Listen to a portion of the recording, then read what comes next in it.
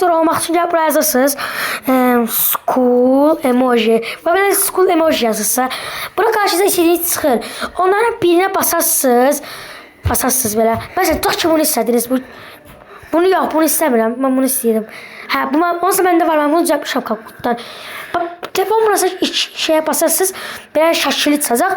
Ondan sonra əgər Kapkutunuz varsa,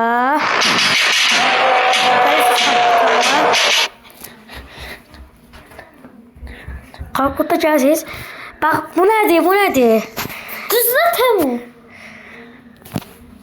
Buradan gələcək. İstəmirəm provası. Bax, burada fotoğraflar. Amma burada deyəcək saçdım. Arka plan kaldır. Hə, baxın, albümlərdən seçəcək. Amma bu nədir? Ay, iskeletim itdi mənim. İskeletimi verin mənim. Ha, burada var iskelet. İskeletimi verin. İskeletim var etdi. Hadi ağa. Mən burada çəkdiyimlər var. Buna baxmayın siz. Pis şeydir. Bax, ki, bunu sizə mən Azərbaycanda göstərim. Azərbaycanda göstərdim sizə. Baxın. Baxın. İndi bir də Azərbaycan götürmək üçün belə eləyirsiniz. Azərbaycan çəkirsiniz indi belə. Azərbaycan çəkirsiniz. Belə Azərbaycan belə çəkirsiniz. Bundan sonra dişi aktarı var. Bax, bu dişi aktar. Bax, buna basarsınız.